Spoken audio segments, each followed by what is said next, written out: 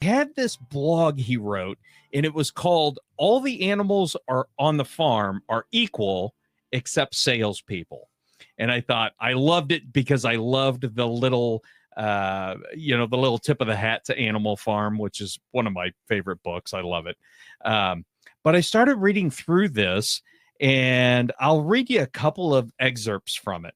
So, how should salespeople be treated? How does your company treat salespeople? How do you want you and your fellow salespeople to be treated? And are the treatments the same? Yeah, I highly doubt it. Yeah. And when you think about it, business owners, we all have sales staffs, whether it's you or it's a team of salespeople, we all have sales staffs. How do you want your salespeople to be treated? And do you treat salespeople that call you the same way? And some of the bullet points in his email were, no common courtesy is afforded to incoming salespeople. Lies are regularly told to them, especially in price negotiations. Rude gatekeepers that treat them like dirt, or a gatekeeper that makes a decision, the corporate decision, we're not interested. I mean, we've all bumped up against this as salespeople. Oh, sure. And I wanted to share 3 different stories that happened to me because I'm selling the 402 Business Insider. That's part of my job as a host, is I have to go out there and sell the soap. And that's okay, because I'm a salesperson. I can do it. I enjoy it.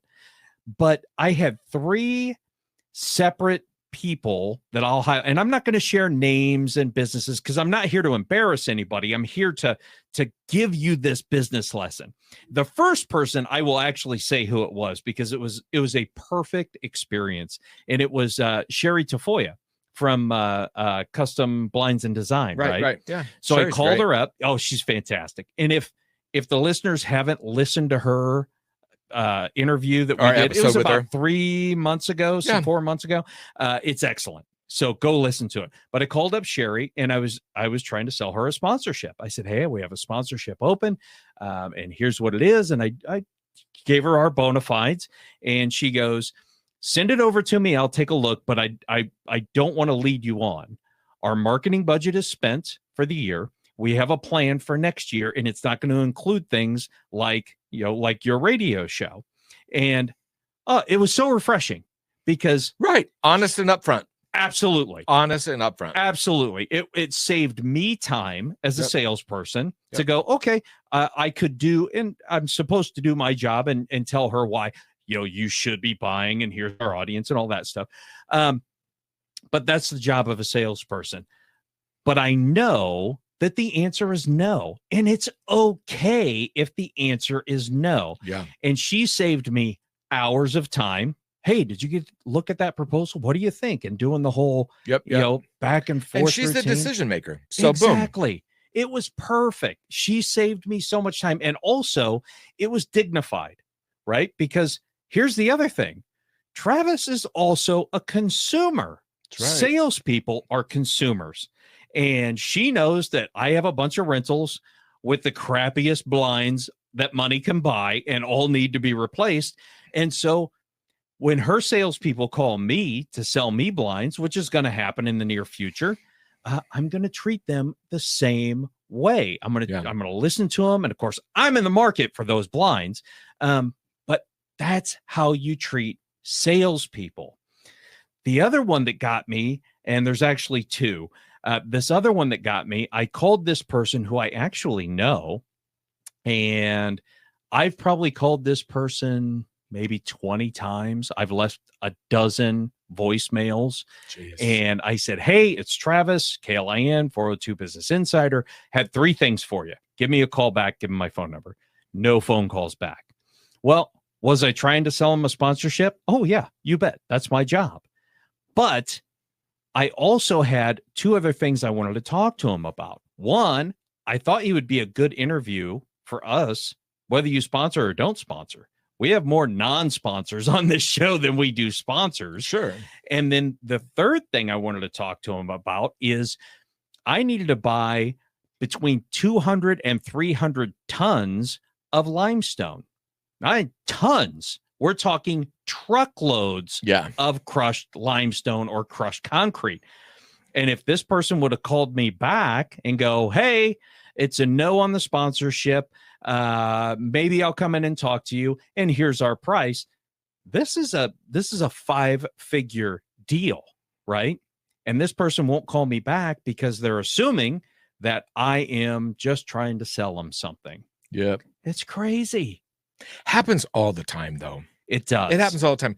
Something else comes to mind. It's a little off base, but not really.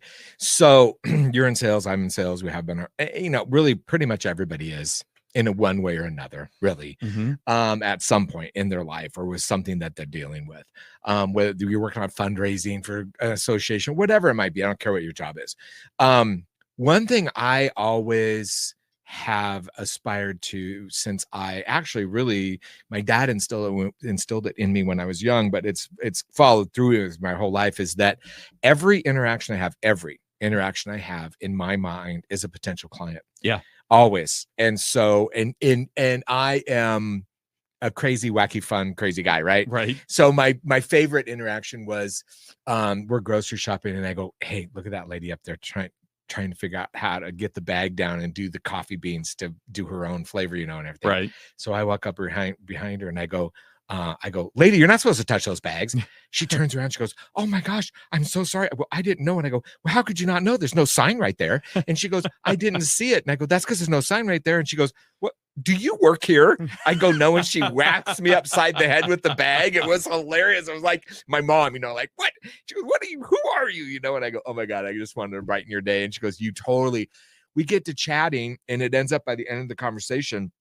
She's like, I can't believe this happened because we're having to move my mom into assisted living. We're gonna have to sell the house, and everything. She goes, like, do you have a business card or whatever? So I made out of a joke, made this. We get to the car though, and Tom was like, only you.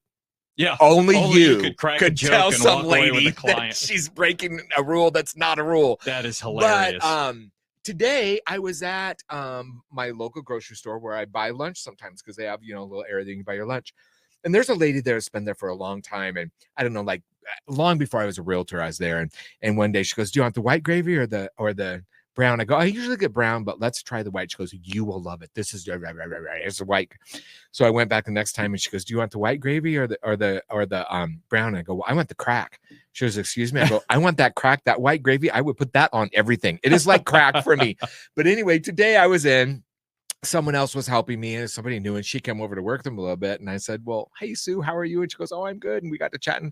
And she goes, now I remember once, did you tell me you're a realtor? I go, yeah. She goes, hey, looking for a home. Boom. It's because I've always treated her with respect and kindness. Yeah. And you need to do that with salespeople walking in your door. We're consumers. Yes. That's what always slays me. We're consumers. Yeah. Yeah. And even if you're not in sales, you need to just treat everybody decently because you never know, especially as salespeople, because we network. That's our job. Yeah. So I could be best friends with your biggest client. Yeah. I could live next door to somebody who's thinking about using your business or your service. You have no idea how far that person who walked in the door, how far their arms could reach. You don't know who they're connected with. Oh, exactly. I remember, so when I first started my business, felt like I had to do everything on my own, wasn't asking for help, whatever. There were times I'd be swamped because in my previous business, I would manufacture everything I sold. So we were busy all the time, every day. And I would get frustrated sometimes with salespeople. I can't say I always treated them well at first, now that I look back at getting frustrated about how the way I was treated. Sometimes I'm like, oh, I just treated somebody else like that. But another thing I would say about salespeople that's important is to know your audience.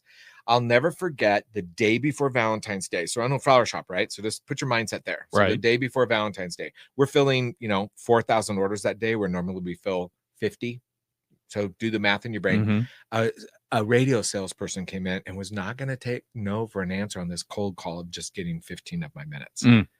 And I mean, it was crazy. But I took the time to say to her, I go, do you realize come in the back room? I go, here's your 15 minutes. Just watch what we're going through. Right. Anyway, it was interesting. Well, we're up against a hard break. Yeah, we got a break coming up here. So it's Travis Filing, Gary Tharnish. You're listening to an abbreviated 402 Business Insider. And when we come back, I've got a story, a third story that really blew me away. It's going to be interesting. We'll be back right after this.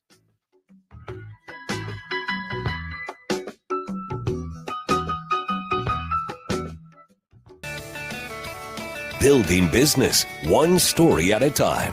402 Business Insider on 1499.3 KLIN. And we're back on this abbreviated edition of the 402 Business Insider. Just Travis Filing, Gary Tharnish, just chatting it up. Little business lesson in the news. We're talking about how you should be treating salespeople, and it's the way that you want your salespeople to be treated. So here's that third story I was telling you about. Again, not going to share this company name or the people involved, but this one blew me away.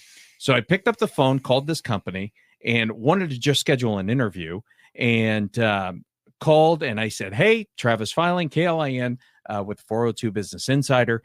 And the lady who answered the phone said, we're not interested. Right there, just cut me off. We're not interested. And I'm like, oh, so he's not interested in doing a 90-minute interview on the radio about his business? Okay, cool. And I hung up, right? I'm not going to give her a chance to pull this out of the fire. This is how you treat people. Now, when you called this business, it did the whole, this phone call is recorded for quality assurance and all, right? All that blah, blah, blah, blah, blah, that you go, yeah, right. No one's listening to this. About a week goes by and I get a phone call. Hey, Travis, this is so-and-so. And I wanted to call and apologize to you. And I monitor these calls. And I'm like, oh my gosh. That's interesting in and of itself. Right? Because, and that can't be an easy phone call. Nope. Right? Because we messed up. And so I'm like, whoa, okay. And he's like, look, I appreciate you call. I just wanted to let you know that your phone call is now we're using it as training to let people know how we need to be treating people. And I was so blown away by it. And it's funny because he not only did he stand tall, face the fire, apologize, which he could have just ignored it and moved on. Sure. Right? Because this show is not a make or break for anybody. No. Yeah. Right. And but the thing that he did was he really kind of turned the tables on me, because by the time we were done talking, it's like, this guy, I have to have this guy on the 402 Business Insider, because this is the exact type of person we need to be talking to. Because most business owners would take that path of least resistance. They may take that, they may teach their staff, hey, we don't do it this way. This guy actually picked up the phone and called me. That's stand up. Yeah, That's definitely unbelievable. And I thought, what a great lesson for business owners out there who are listening to us right now.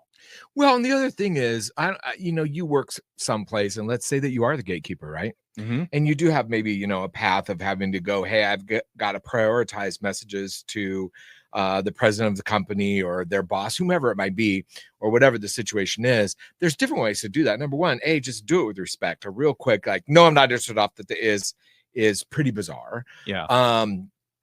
And probably, definitely not how you want that done.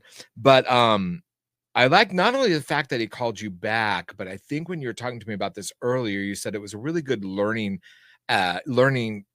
point for the staff, right? To also say, hey, look what happened here, right? You automatically assumed that this was a radio salesperson call, whatever, and that I wasn't interested, or our company wasn't, and said, we're just not interested, as in not interested, click, we're done, without really finding out why the person was calling. I mean, it would be just as easy for me to say, hey, this is Gary Tharnish with KLN and the 402 Business Insider.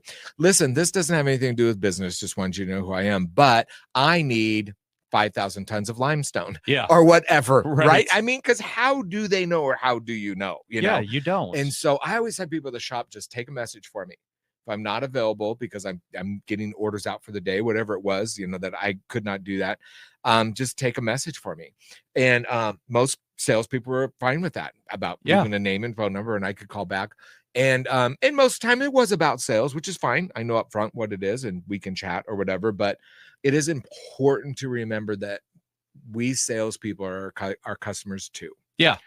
It's back to, was it last week or the week before? Somewhere along the road here on the radio show, we were talking about, I brought up about our insurance guy, the guy that sells insurance, who got up and talked to all of us realtors a few weeks ago. Well, lately, insurance has been a big deal with buying homes. I mean, it's incredible.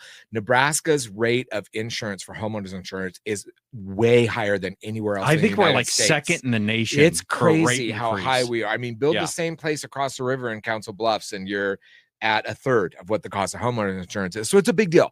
There literally are some sales that are not going through because of homeowners insurance. It puts them up over their DTI, whatever it might be. But the point is, he's up in front talking to us about it. And some people were getting a little heated, right? I mean, they'd had clients that lost. I mean, it's a tough time. Frustrating. And he said, hang on, everybody. He goes, look, I get your frustration. I'm frustrated too. Remember, I'm a homeowner and I need insurance. They don't give me a deal on insurance because I sell insurance, and it really made you stop and think, it's like a salesperson calling you, always realize it could also be a client or a customer, or they, in fact, maybe just introducing themselves of who they are, and they're not even calling about that. Yeah. And I do, because when I call people, I purposefully say Travis Filing, KLA, and the 402 Business Insider. And I say it for a couple of reasons. A, because I am a salesperson and that's who I am and that's what I do. But I'm also vetting them, because the people who come on our show, we don't just grab anybody off the street, right? Even when people go online and fill out want to be a guest at 402insider.com, those people, we vet them. We talk to them. We make sure that they are going to be good interviews and good entertainment, quote unquote, and give good information. So we're vetting them.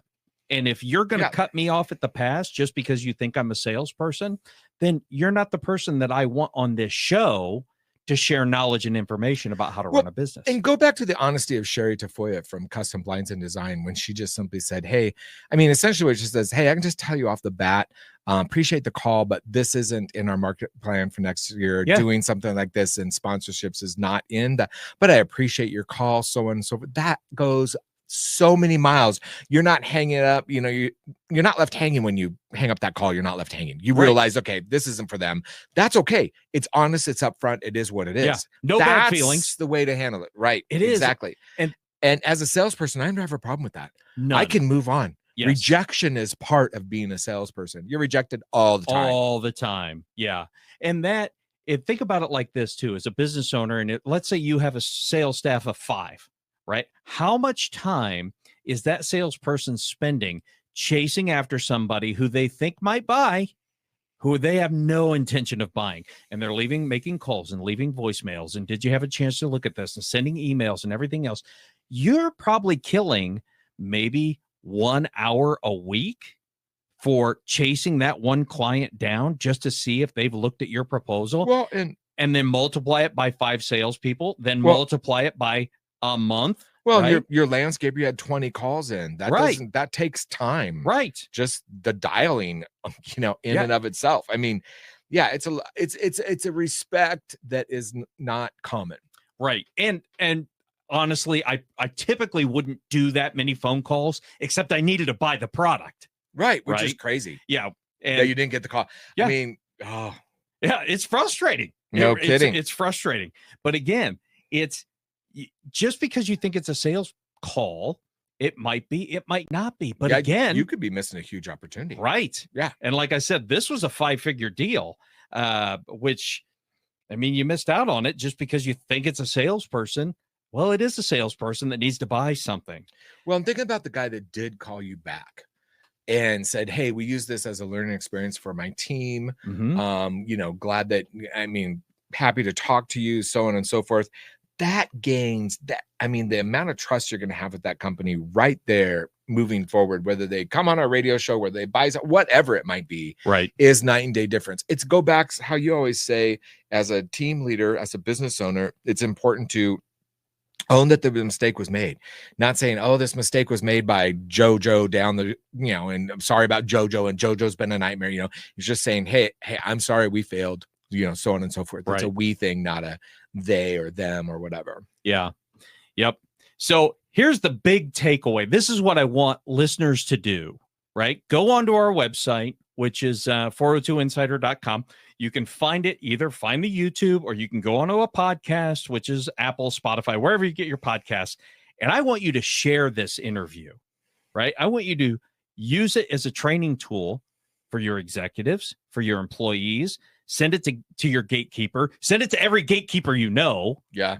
You know, I want you to send it to your friends who are business owners, because this is such a big, important topic, because your business could be missing out on a lot of opportunities just because of the way you treat a salesperson or a perceived salesperson. Well, and I love how that call was, I have a few things I need to talk to you about, but the assumption was just one, which was a sale. Yeah. So yeah, it wasn't sales. It was three things. So, well, that was kind of fun. Yeah, it was. I enjoyed that. Go Big Red. Yes. This is Travis Filing, Gary Tharnish, 402 Business Insider. And remember, go Huskers, of course. And then tomorrow, Amy Burkles, 10:30, right here on KLIN, 1499.3. Go Skurs. See you next week. See you tomorrow.